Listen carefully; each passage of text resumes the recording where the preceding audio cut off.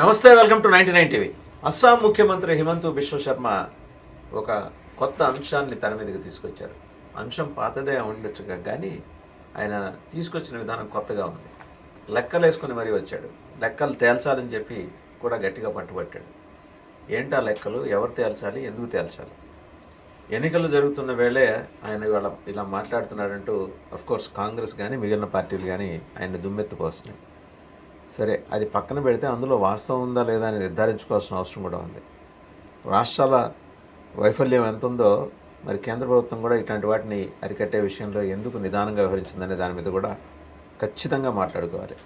ఇవన్నీ మాట్లాడటానికి, చర్చించడానికి, విశ్లేషించడానికి జాయిన్ అయ్యారు professor Murali Manohar, Andhra Pradesh central university EC member, అలాగే JNU Delhi governing body member కూడా. నమస్తే professor Murali Manohar. Himanta Biswa Sarma he was a former Congress man. సరే, ఇప్పుడు ఆయనకున్న ఒకే ఒక డ్రాబ్యాక్ ఏంటంటే అదే ఎత్తి చూపిస్తారు అవతరాలు. అప్పుడు మాట్లాడలేదు కదా, ఇప్పుడు ఎందుకు వచ్చి మాట్లాడుతున్నాం? లెక్కలు చెప్పాడు. అస్సాంలో ఈ మీకు ఇన్ఫిల్ట్రేటర్స్, చొరబాటుదారులు వచ్చి పెంచేసిన జనాభా మోర్ దాన్ 30 to 40% ఉందంటున్నాడు లెక్కడితే. వెస్ట్ బెంగాల్ లెక్కలు కూడా అట్నైతే అంతే తేలుతున్నాయి. Over a period of 10 years అంత జనాభా పెరగటం సాధ్యమేనా? ఒకవేళ పెరిగితే స్థానికంగా పెరిగిన జనాభాన చొరబాటుదారులు వాళ్ళు వచ్చి ఇక్కడ కాపురాలు పెట్టి తర్వాత పుట్టిన పిల్లల వీళ్ళందరూ, పుట్టిన జనాభాన వీళ్ళందరూ. ఇది అస్సామే కాదు, మన అందరికీ కళ్ళకు కనపడుతున్న విషయం ఏంటంటే ముస్లింల జనాభాల రేటు ఎక్కువగా ఉంది. మెజారిటీ ప్రజలైన హిందువుల జనాభాల రేటు తక్కువ ఉంది. ఇది చాలా క్లియర్. 2001 నుంచి 2011 వరకు వచ్చిన లెక్కలో 24% ముస్లింలు పెరిగితే 16% హిందువులు పెరిగారు. కనుక ఇది జనరల్గా నేను చెప్తున్నాను. ఇంకా తర్వాత మీరు ఏ డేటానైనా తీసుకోండి, బార్డర్ స్టేట్స్లో అది వింతగా ఉంటుంది. అది ఉత్పత్తి రేటు కాదు. కనుక అది అడిషనల్గా ఇన్ అడిషన్ టు ఇది ప్రొడక్షన్, ఇదేంటి ఇమిగ్రేషను లేకపోతే ఇన్ఫిల్ట్రేషను, చొరబాటుదారుల సంఖ్య, ఇది అందరికీ తెలిసినటువంటి విషయం. అస్సాం సమస్య ఈరోజు సమస్య కాదు. కనుక ఆసు ఉద్యమమే దానికోసం జరిగింది, దాని మీద నడిచింది. ఒకప్పుడు బార్డర్స్ అన్నీ కూడా పోరస్గా ఉండే. 80s, 81, 82, 83 ఆ టైంలో నేను కూడా ఏబీవీపీ ఉద్యమంలో పాల్గొన్నాను. చలో గౌహతి ప్రోగ్రాంలో పాల్గొన్నాను. జస్టిస్ గ్రౌండ్ అని ఉంటుంది, ఆ గ్రౌండ్లో పెద్ద ధర్నా చేశాం ఆ రోజుల్లో. అస్సాం ఇష్యూ ఏదైతుందో అది అస్సాం సమస్య కాదు, ఇది భారత్ సమస్య అని చెప్పాం. కానీ to save Assam today, save Assam today, to save India tomorrow అని. కనుక ఇది ఒక అక్కడ మూలన ఉంది, మాకేం సంబంధం లేదు, బంగ్లాదేశ్ వాళ్ళు ఏదో బార్డర్ సమస్య అని అనుకోకూడదు. ఇది మన దేహమన్నా ఒకటే. కనుక మీకు ఎక్కడ కాలు దగ్గర చిన్న దెబ్బ గాయం తగిలినా, ఇంకెక్కడ తగిలినా దేహం అంతా నొప్పిగా ఉంటుంది. కనుక అలాంటిదే ఇది. కనుక ఇది ఇప్పుడు విశ్వశర్మ ఇప్పుడు అంటున్నాడు, అప్పుడు అది పొలిటికల్ యొక్క పరిస్థితులను బట్టి వాళ్ళు మాట్లాడరు, సగం మాట్లాడతారు, కొద్దిగా పెద్ద గొంతుతో మాట్లాడతారు, అవసరాన్ని బట్టి పెద్ద గొంతు చేస్తారు, అవసరం లేనప్పుడు చిన్న గొంతు. ఇవన్నీ రాజకీయాల్లో మీరు చెప్పాలి, విమర్శించే వాళ్ళందరూ చేసేవే ఇవన్నీ. ఎవరైనా ఈ మాట అంటున్నారు అంటూ ఆయన కూడా ఈ పని చేస్తారు.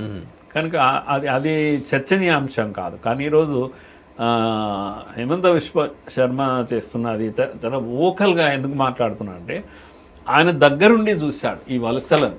మీరు కూడా వాసారు. అంటే నేను వెళ్ళాను, ఉద్యమం సమయంలో వెళ్ళాను, తీసుకెళ్ళి అప్పుడు కాంగ్రెస్ ప్రభుత్వం ఆసు ఉద్యమ నాయకుల్ని ఇక్కడ తెచ్చాము మేము. ఓయూలో నిలబెట్టి ఇక్కడ ఓయూ విద్యార్థులకు అర్థం కావాలి అస్సాం అంటే తెలియాలి, సంబంధం లేని వ్యవహారం అనుకున్న రోజులు కూడా ఉన్నాయి కదండి. ఎస్, మేము అక్కడికి వెళ్ళాలి. మీరు చదువుకున్న రోజులంటే ప్రఫుల్ కుమార్ మొహంతా అలాంటి వాళ్ళంతా ఉద్యమ నాయకుడు. ప్రఫుల్ కుమార్ అంతా ఉద్యమ నాయకుడు, స్టూడెంట్, ఆయన యూనివర్సిటీలో స్టూడెంట్. కానీ అక్కడికి వెళ్ళడానికి కూడా మాకు టికెట్ తీసుకొని వెళ్ళాలి. షూ పాలిష్ చేసి ఆ డబ్బులతో వెళ్ళామంటే మీరు అర్థం చేసుకోండి. వీధుల్లో షూ పాలిష్ చేసి, ఇది అంటే ఇట్ వాజ్ ఏ ప్లాన్ అన్నట్టు, డబ్బు పెట్టి టికెట్ కొని వెళ్ళాలి సత్యాగ్రహానికి అని. అలాంటి ఉద్యమాలన్నీ ఉన్నాయి. ఆయన కళ్ళతో చూసిన విషయాలు ఇవన్నీ కూడా ఇప్పటికి కూడా అక్కడ ఇండిజినస్ ముస్లిమ్స్ అని అంటారు, వాళ్ళు పదమే అది వాడతారు. అంటే అక్కడ పుట్టి అక్కడ పెరిగిన కోర్ ఆర్గానిక్ ముస్లిం ఎవరైతే ఉంటారో వాళ్ళు 3% ఉంటారు అంతే. ముస్లిమ్స్ 30% ఉంటారు. ఆ 27 ఇది యావరేజ్ చెప్తున్నాను నేను. ఎక్కడ మీరు గ్రామాలు వెళ్తే ముస్లింలు ఉంటారు, అందులో 3% ఆర్గానిక్ అన్నట్టు. ఇది మొత్తం కూడా బయట నుంచి వచ్చినటువంటి వీళ్ళ డామినేషనే అక్కడ ఎక్కువ. సుమారు 15-16 సీట్లు వీళ్ళు డిసైడ్ చేస్తారు. కనుక ఇది ఆడ దృశ్యం. బంగ్లాదేశ్ యొక్క బార్డర్ను మనం చిత్రం ఇమాజిన్ చేస్తే మనం సుమారు 3,000-4,000 కిలోమీటర్లు 3 రాష్ట్రాలు సార్, వెస్ట్ బెంగాల్, బీహార్, అస్సాం, 3 రాష్ట్రాలు. కనుక అంత బార్డర్ను మనం ఫెన్సింగ్ కూడా చేయలేకపోయినాం. ఇంకోటి ఏంటంటే అస్సాంలో కరెక్ట్గా మధ్యలో ఇప్పుడు మనం ఒక స్క్వేర్ ఇమాజిన్ చేస్తే ఈ కార్నర్ నుంచి ఈ కార్నర్కు ఎట్లా వస్తుందో అట్లా వస్తుంది బ్రహ్మపుత్ర. అటు సగం ఇటు సగం. ఈ నది మొత్తం బంగ్లాదేశ్లోకి వెళ్తుంది. కానీ ఈ బంగ్లాదేశ్లో నుంచి ఆ నది తగ్గడం పెరగడం ఉంటుంది కనుక ఎండాకాలం నీళ్లు లేనప్పుడు చిన్న నీళ్లు ఉంటాయి అన్నట్టు దీంట్లో నుంచి వస్తుంటారు పోతుంటారు. ఎవరు బంగ్లాదేశీ నడిచి వస్తుంటారు, బోట్స్లో వస్తుంటారు, ఎలా అయినా రావచ్చు. మీరు నది మధ్యలో మీరు లంకలు ఉంటాయి అన్నీ వచ్చేసి అక్కడ ఉంటారు.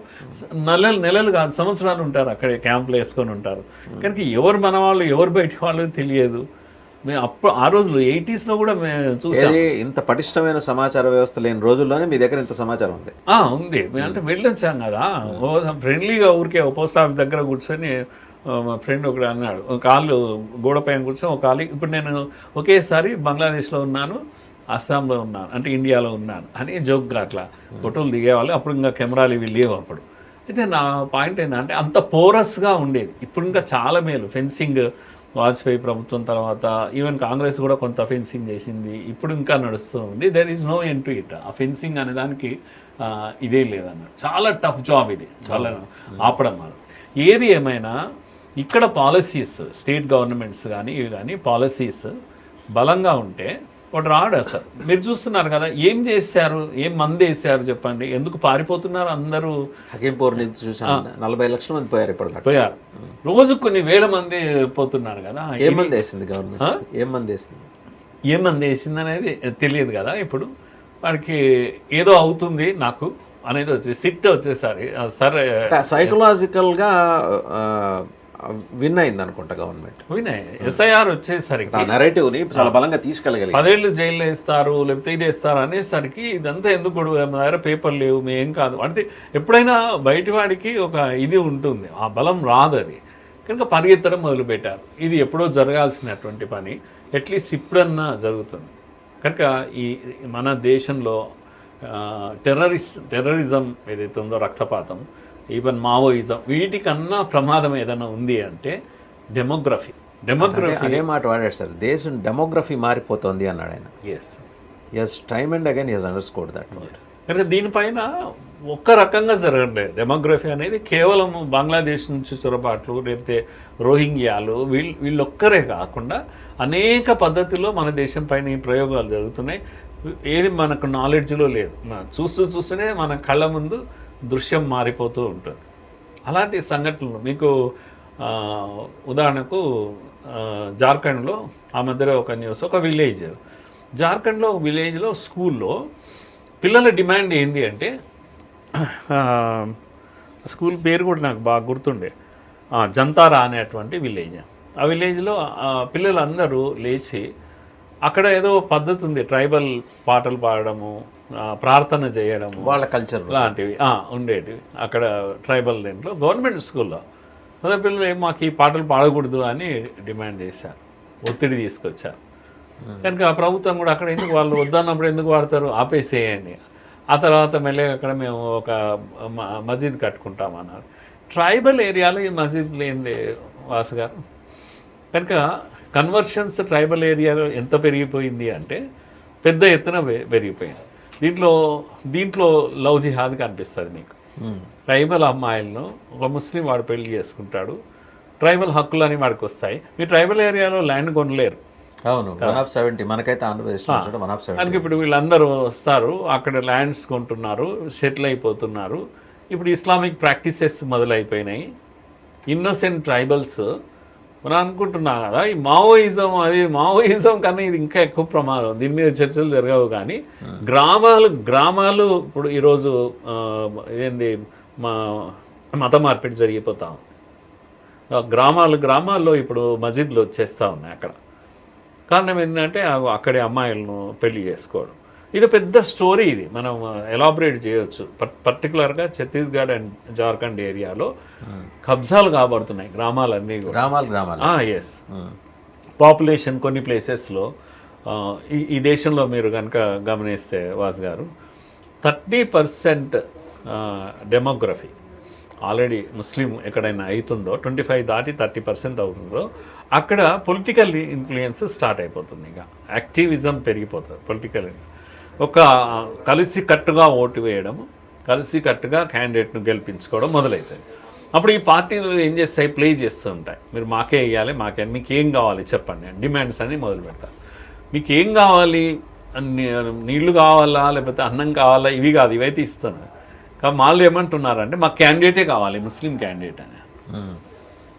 కనుక ముస్లిం క్యాండిడేట్ వచ్చేస్తారు ఒక 5 డే 30-35 దాటంగానే క్రిటికల్ మాస్ అని అంటాం. ఈ క్రిటికల్ మాస్ ఏం చేస్తుందంటే దాన్ని డిసైడ్ చేస్తుంది. నేను ఒక చిన్న లెక్క చెప్తా ఊరికే, అంటే బాగుంటుంది. ఉదాహరణకు ఈ 2 సిటీస్ కిషన్గంజ్ తర్వాత దర్యా లాంటి ప్లేసెస్లో, డూబ్రీ అస్సాంలో డూబ్రీ, తర్వాత ముర్షిదాబాద్ బెంగాల్లో ముర్షిదాబాద్, ఈ 2 జిల్లాలు చూసినట్టయితే 1950లోనే ఇవి 25% దాటినటువంటి ముస్లిం పాపులేషన్.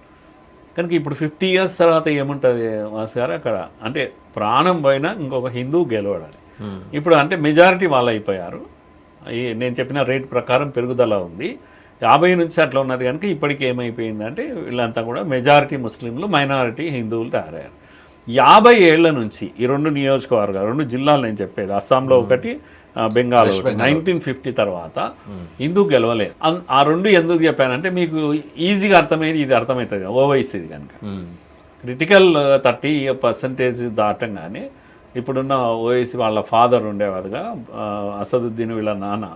కనుక ఆయన ఎప్పుడైతే గెలవడం మొదలుపెట్టాడో నరేంద్ర గారి పైన, అప్పుడు కొద్దిగా క్రిటికల్గా ఉండేది. తర్వాత తాండూరు ఇవన్నీ కూడా వీటికి కలిసి ఉండేవి. అప్పుడు టైట్గా వచ్చేది. ఓసారి ముస్లిం గెలవచ్చు, ఒకసారి హిందూ గెలవచ్చు. బీజేపీ లేకపోతే ఎంఐఎం అనడం లేదు నేను.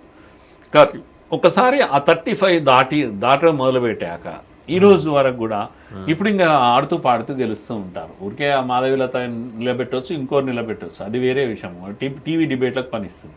కానీ గెలవడం ఖాయం కదా. ఎందుకు నేను ఈ ప్రశ్న ఎందుకు వేస్తున్నానంటే, ఇప్పుడు దేశంలో ఈ క్రిటికల్ మాస్లోనికి వెళ్ళిపోయేవి 100 పార్లమెంట్లు ఉన్నాయండి దేశంలో. లిస్టు ఉన్న దగ్గర 100 పార్లమెంట్లు ఉన్నాయి.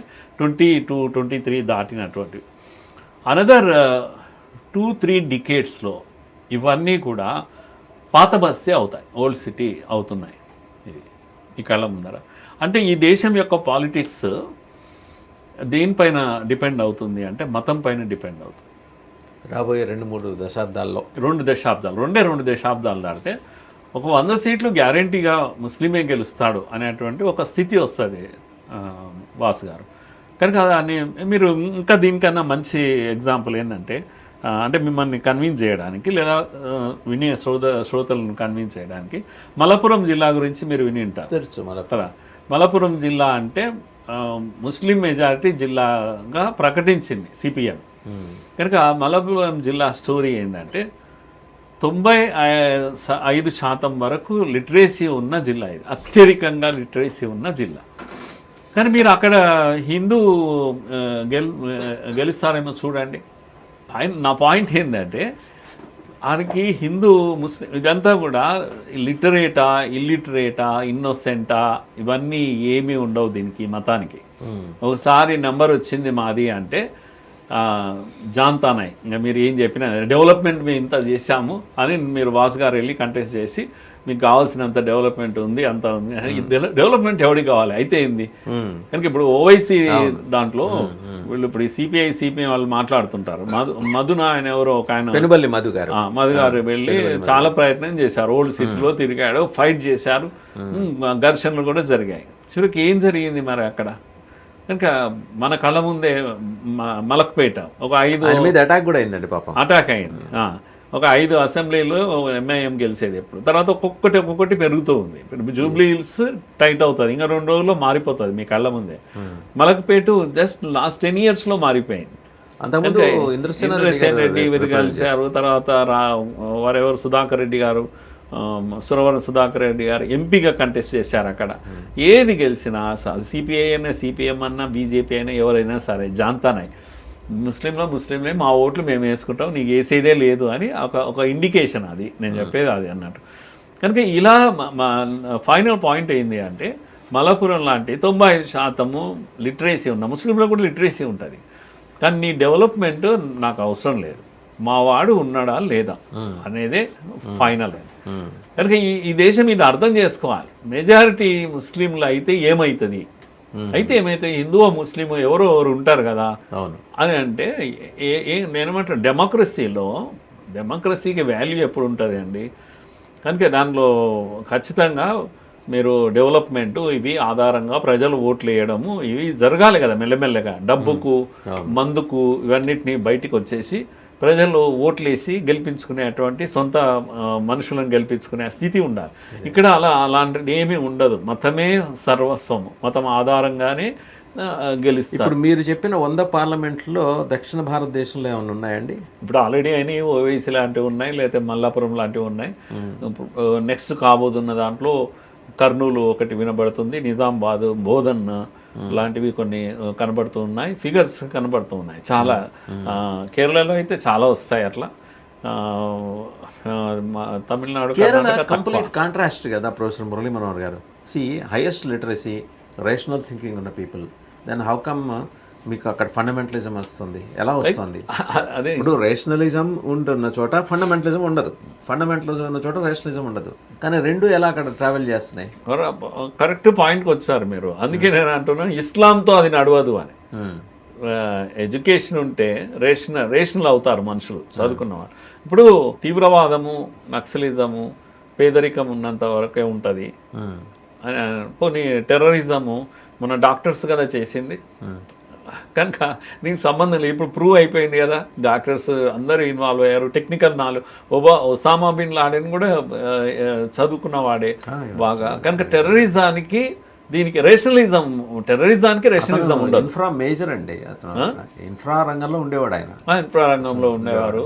అల్జోహరి వాజ్ ఎ గుడ్ డాక్టర్. ఆయన నెక్స్ట్ ఇన్ కమాండ్. ఎస్. కనుక చదువుకు సంబంధం రేషనలిజం అనేది రేషనలైజేషన్ మైండ్ అనేది ఇస్లాంలో జరగడం లేదు. కట్టర్పంతిగానే మారుతున్నారు తప్పితే రాడికలైజేషన్ జరుగుతుంది ఇస్లాంలో, కానీ రేషనలైజేషన్. అందుకే కదా అంబేద్కర్ గారు అన్నారు, ఇది ఈ ఇస్లాం బ్రదర్హుడ్ ఏదైతే ఉందో it is confined to Islam alone. కనుక మొత్తం సామాన్య ప్రజానీకానికి ఇది వర్తించదు. కనుక ఆ బ్రదర్హుడ్ అనేది వాళ్ళకు మాత్రమే ఉంటుంది, బయటి వాళ్ళ వరకు రాదు, ఎదగదు అని. కనుక ఇది చెక్ చేసుకోవాలి, మరి ఇస్లామే చెక్ చేసుకోవాలి ఇలా ఎందుకు జరుగుతుంది.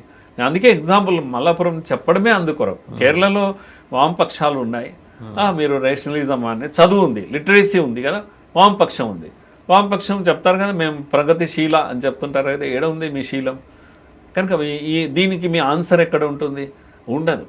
అందుకని దేశంలో డెమోగ్రఫీ అనేది ఈ కాన్ఫిగరేషన్ ఏదైతుందో శాశ్వతంగా ఇలా ఉండడానికి ప్రభుత్వాలు ఆలోచన చేయాలి. అంటే ఏ రేషియోలో దేశం విడిపోయినప్పుడు ఏ రేషియోలో ఉందో అదే రేషియోలో ఉండాలి. అప్పుడే ఇక్కడి యొక్క ఏమంటాం సివిలైజేషన్, కల్చర్, భారతీయ సంస్కృతి, సభ్యతలు నిలబడతాయి. లేదంటే ఇవన్నీ కూడా కోల్పోవాల్సి వస్తుంది. దేశం ముక్కలైంది, ఇప్పటికే భూభాగాలు కోల్పోయాం. కనుక మీరు ఇప్పుడు నేను చెప్పిన విషయాలన్నీ కూడా బార్డర్ స్టేట్స్కి ఎక్కువ వర్తిస్తాయి. ఎంత మార్పు ఈ డెమోగ్రఫికల్ చేంజెస్ కిషన్ గంజ్ అంటే మీరు గుర్తు రావాలి, చికెన్ నెక్ కూడా అక్కడే ఉంటుంది. అవును, మీరు చికెన్ నెక్ యొక్క డెమోగ్రఫీ చూడండి, దాని చుట్టూ 70-80% ముస్లిం జనాభా ఉంటుంది. కనుక బంగ్లాదేశ్ అనేది ఊరికే అనలేదు, జనాభాతో కబ్జా పెట్టేశారు ఇప్పటికే. కనుక అక్కడ ఉన్న ముస్లిం జనాభా లాయల్ టు ది ఇండియా ఏదైతుందో లాయల్టీనే క్వశ్చనబుల్ ఇప్పుడు నేను చెప్తున్నా అన్నిటి కూడా. కనుక డెవలప్మెంట్కు లాయల్టీ లేదు, మతానికే లాయల్టీ ఉంది, చదువు అభివృద్ధికి లాయల్టీ లేదు. దేశం పట్ల కూడా అంతే ఉంటుంది. కనుక ఎప్పుడు ప్రతిసారి రుజువు అయిపోయింది. Then the governments cannot keep a constant vigil కదండి. ఇప్పుడు లాయల్టీస్ మ్యాటర్ వచ్చేప్పటికీ సిన్స్ వాళ్ళ మైండ్ సెట్ అలా ఉన్నప్పుడు దాంట్లో దూరి మార్చలేరు కదా. మార్చలేదు. అందుకే ఈ డిబేట్స్ అన్ని డిస్కషన్స్ దేని కొరకు వాసు గారు ఊరికే పొద్దు ఒకనా. ఇప్పుడు మొన్న ఉదాహరణకు వందే మాతరం పైన చర్చ జరిగింది. వందే మాతరం పైన అది బీజేపీ కాంగ్రెస్ ఇష్యూ కాదు అది.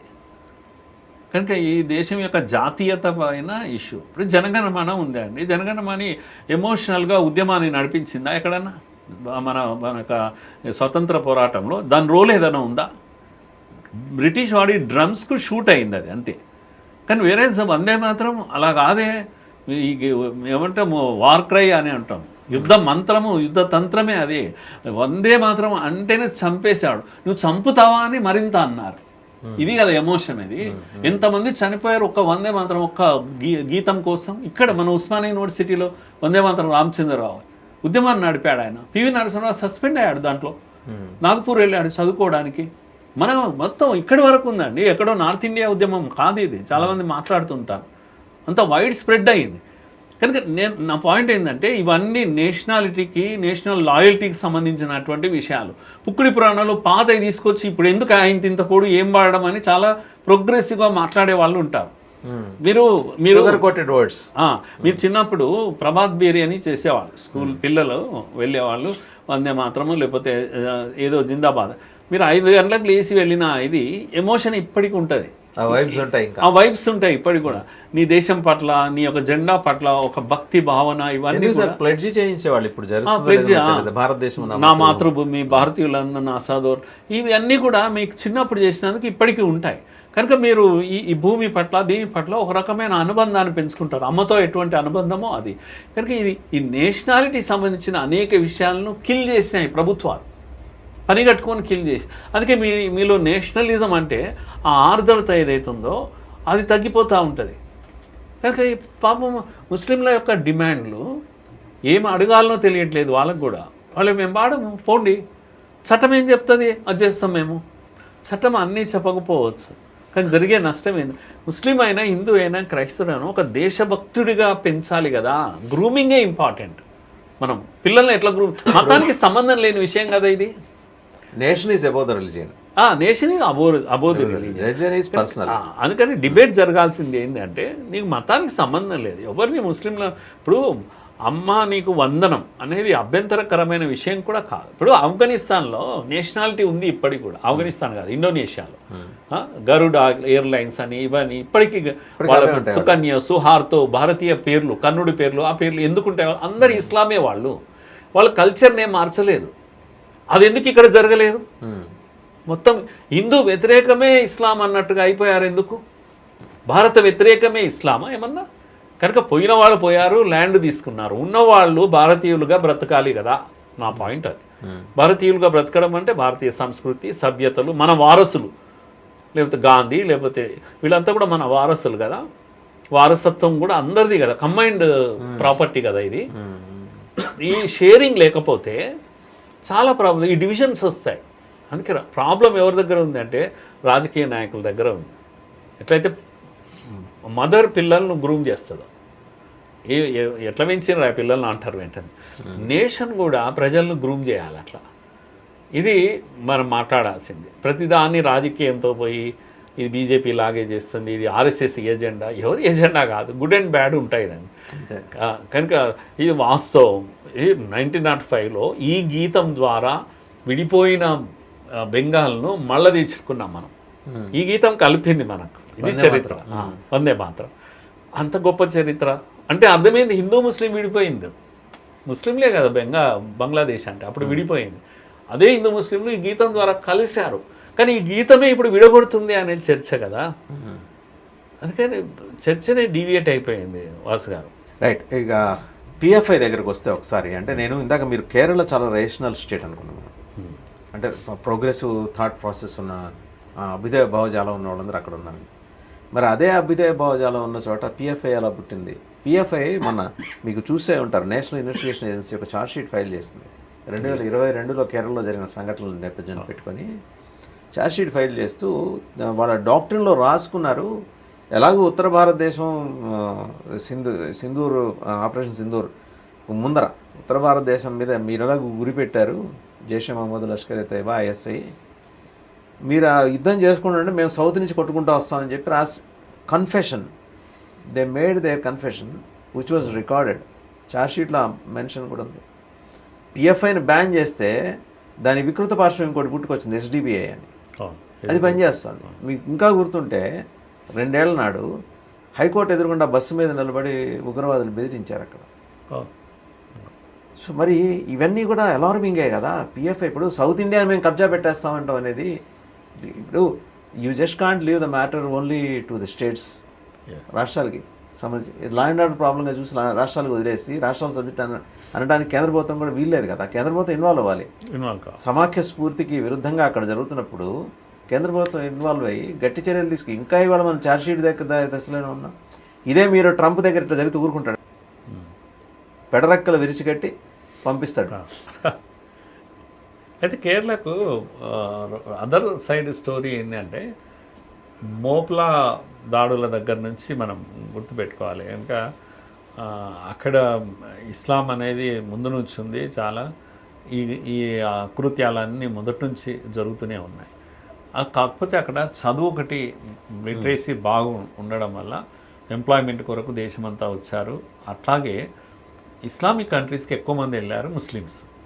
సౌదీకి అక్కడ ఉద్యోగం కోసం వెళ్ళారు, ఎక్కువ వెళ్ళారు. వెళ్ళిన వాళ్ళంతా కూడా బాగా డబ్బు సంపాదించారు. మీరు ఫారిన్ ఎక్స్చేంజ్ అత్యధికంగా ఉంటుంది కేరళ.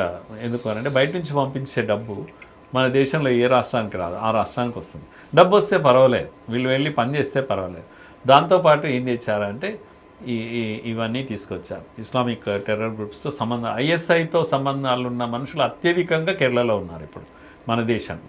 ఎందుకంటే north India, no north India కాదు, కేరళలోనే ఎక్కువ.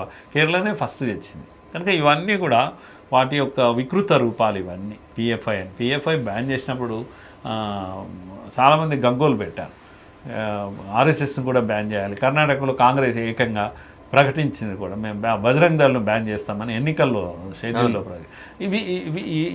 ఇవి పొలిటికల్ గేమ్స్, ఇవి నటోరియస్ పొలిటికల్ గేమ్ అన్నట్టు. అంటే to please somebody you announce anything, you go to any extent, ఎవరినో ప్లీజ్ చేయాలి. కనుక ఏమైనా చెప్తాను, బజరంగ్ దళ్ చేస్తాను, వాడిని సంతోషపరుస్తాను. లేదైతే హిందూ తీవ్రవాదం అని అనేస్తాను, హిందువుల తీవ్రం అనేస్తే ముస్లింలు సంతోషిస్తారు. ఇది ఈ దేశంలో ప్రమాదకరమైన రాజకీయాలు. కనుక ముస్లింలను ఒక్కరినే బ్లేమ్ చేయడానికి వీల్లేదు. ముస్లింలు అందరూ కూడా కాదు, మళ్ళా కొందరే ఈ విధంగా 10% ఉంటారు, వాటిల్లో పడుతూ ఉంటారు. వాళ్ళకి చదువుతో సంబంధం లేకుండా ఉంటుంది. పిఎఫ్ఐ మొదట్లో మాకు ఏబీవీపీ కేరళలో సిపిఎంతో కన్నూరులో ఎక్కువ చావులు సంభవించాయి. ఇప్పుడు ఉన్న ముఖ్యమంత్రి నియోజకవర్గంలోనే ఎక్కువ చావులు, ఎక్కువ మంది చనిపోయారు. సిపిఎం డైరెక్ట్గా ఫైట్ చేసేది, చాలామంది చనిపోయేది. చాలా క్రూరమైన, నా బెంగాల్ కన్నా ఎక్కువ రాజకీయాలు అక్కడ ఉంది. పంపా నదిలో శవాలను ఎత్తుకోవాల్సి వచ్చింది ఒక దశలో. అంటే కొట్టేసి నదిలో పడేస్తే శవాలు వెతుకోవడానికి, అంత క్రూరంగా. ఏ సంవత్సరాల్లో సార్ ఇది? ఇదంతా కూడా 90sలో జరిగింది. 2000 వరకు జరిగింది. ఇక్కడ నక్సలైట్లు జరిగేటప్పుడు అక్కడ కూడా జరిగేవి అన్నారు. చాలా త్యాగాలు చేయాల్సి వచ్చింది. మీరు మొన్న ఈ మధ్య రాజ్యసభ మెంబర్ ఒక ఆయన మాస్టర్, ఆయన 2 కాళ్ళు లేకుండా ఆ టైం సదానందం మాస్టర్ ముఖ్యమంత్రి, స్వయంగా ముఖ్యమంత్రి కూడా స్టూడెంట్హుడ్లో అలాంటి రాజకీయాలు ఉండేవాడు. అయితే వాళ్ళు భయపడ్డది ఎవరికి అంటే పిఎఫ్ఐకి. మళ్ళీ పిఎఫ్ఐకి తట్టుకోలేకపోయారు. కాంగ్రెస్కి ఇలాంటివి ఎక్కువ లేవు కానీ, బట్ పిఎఫ్ఐ వచ్చాక చాలా దెబ్బతిన్నారు. తర్వాత కేరళలో ఈ సోకాల్ ప్రోగ్రెసివ్ వీళ్ళంతా కూడా ముస్లింలతో, ముఖ్యంగా ఈ పిఎఫ్ఐ లాంటి సంస్థలతో బాగా దెబ్బతిన్నారు. తర్వాత లవ్ జిహాదీ దెబ్బ వీళ్ళకు కూడా ఉంది. సిపిఎం, సిపిఐ అండ్ క్రిస్టియన్స్ ఎక్కువ, హిందువులతో పాటు, నేను చెప్పేది హిందువుల బాధలతో పాటు. అవును, మనం సిపిఎం సీనియర్ నాయకులు గఫూర్ గారు కూడా చెప్పారు, మేము కూడా సఫరస్మే అన్నారు. వాళ్ళ పిల్లలు కూడా చాలామంది క్రైస్తవులు ఇంకా ఎక్కువ మొరపెట్టుకునేవాళ్ళు, మా పిల్లలు, అమ్మాయిలు మాయమైపోతున్నారు అని. కనుక ఈ దేశంలో ఇవన్నీ జరుగుతున్నాయి. కేరళ అంత ప్రోగ్రెసివ్ కంట్రీలో, మీరు అన్నందుకు చెప్తున్నాను, ఇలాంటివన్నీ కేరళలో పుట్టాయి. అక్కడ కేరళ సప్లై చేసింది దేశానికంతా. ఎట్లయితే మనం తెలంగాణ మావోయిజాన్ని సప్లై చేశామో దేశానికి, వైరస్ ఇచ్చింది కేరళ. వైరస్ ఇది కేరళ కూడా అలాంటివి చేసింది. దాంతో దేశం చాలా నష్టపోయింది. అట్లీస్ట్